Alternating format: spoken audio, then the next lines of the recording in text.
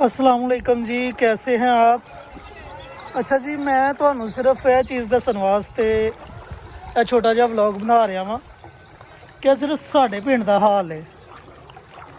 ਹਾਲਾਂਕਿ ਸਾਡਾ ਪਿੰਡ ਨਹਿਰ ਦੇ ਕਰੀਬ ਨਹੀਂ, ਥੋੜੀ ਦੂਰ ਹੈ, ਲੇਕਿਨ ਇੰਨਾ ਕੁ ਜ਼ਿਆਦਾ ਪਾਣੀ ਆਇਆ ਕਿ ਅਸੀਂ ਤੁਹਾਨੂੰ ਦੱਸ ਨਹੀਂ ਸਕਦੇ। ਤੁਸੀਂ ਇਹ ਅੰਦਾਜ਼ਾ ਲਗਾ ਹੀ ਸਕਦੇ ਹੋ।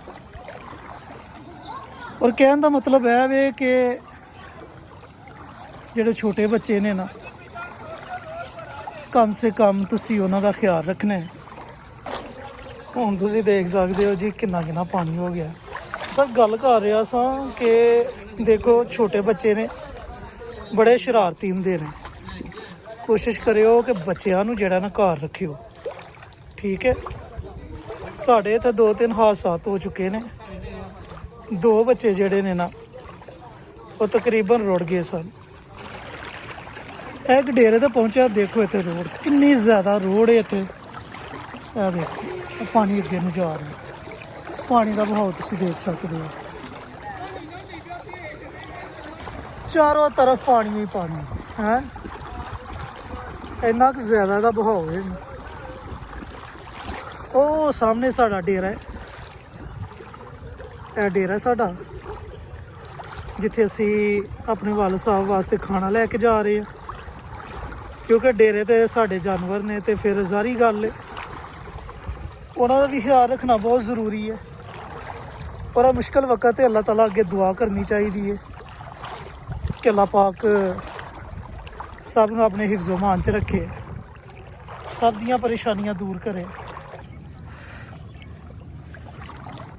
बहुत ज़्यादा जनाब जड़ी बूटियां ने, तुसीं नज़ारा लै सकदे हो। मेरी बैक साइड ते चारों तरफ पानी ही पानी तुहानूं नज़र आएगा।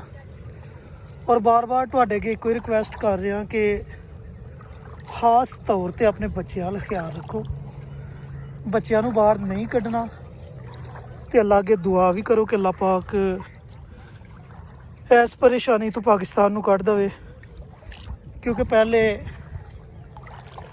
मंगोर वाली साइड ते सैलाब बहुत ज़बरदस्त आया सी ते काफ़ी ज़्यादा लोगों की डैथ हो गई।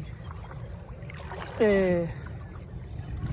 हुण पंजाब वाली साइड वाल इन्ना ज़्यादा सैलाब आया कि देखो तुसी मेरे बोलन तो अंदाज़ा लगा सकते हो कि मेरा यानी कि पानी का इन्ना तेज़ बहाव है कि मेरा साह फुल्लन लग पिया। लेकिन फिर भी मैं चाहना कि तुहाडे नाल शेयरिंग की जाए और तुहानूं दिखाया जाए।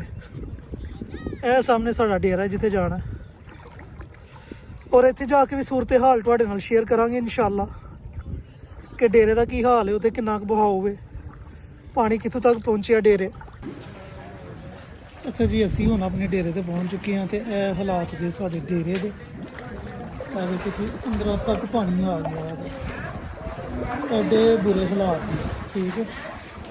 डंगर बेचारे भी बिलकदे ने पे, तो पानी हद तो ज़्यादा दस नहीं सकता। हूँ मैं छत पर जाके ना मज़ीद चारों तरफ का जोड़ा तो नज़ारा दिखाना, अगर तुम आपको देख लो। यह डेरे का कमरा जी, कमरे के विच भी पानी वड़ गया है।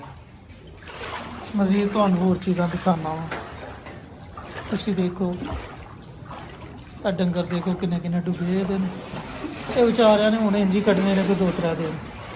अल्लाह की तो मजीद बारिशां ना होईयां तो फिर तो मामला सैट हो जाएगा। जे मजीद बारिशां होईयां तो मामला मजीद ख़राब हो सकता है। लिहाजा अल्लाह के दुआ करो कि अल्लाह पाक इन्हें च माफ़ी दे खड़े, क्योंकि बड़ी परेशानी है।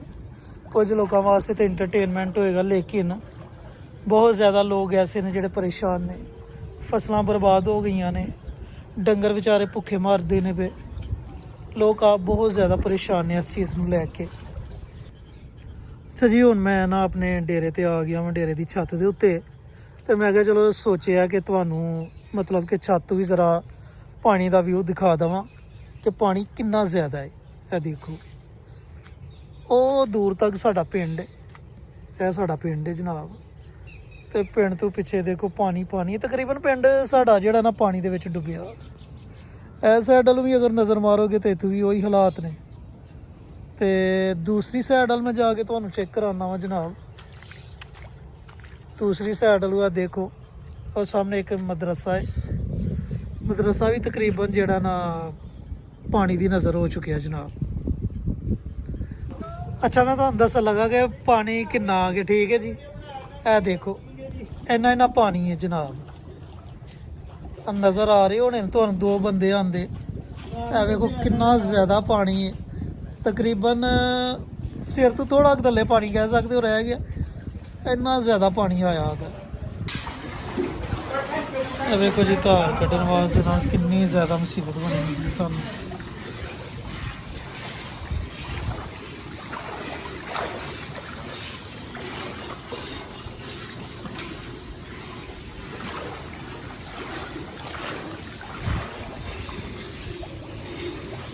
ਸਾਡੇ ਡੇਰੇ ਤੇ ਕਿੰਨਾ ਕੁ ਪਾਣੀ ਹੋ ਮੈਂ ਤੁਹਾਨੂੰ ਚੈੱਕ ਕਰਵਾਉਣ ਲੱਗਾ ਵਾਂ।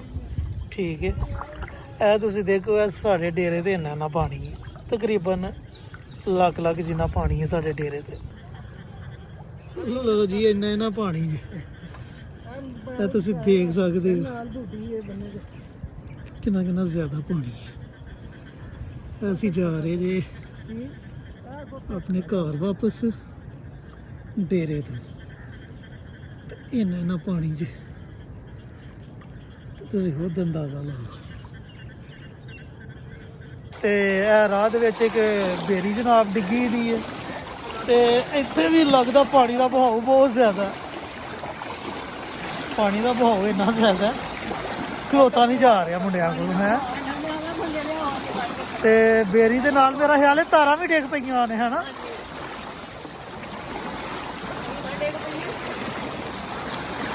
ਤੂੰ ਹੀ ਨਾ ਉੱਡ ਜਾਈ ਪੁੱਤਰ।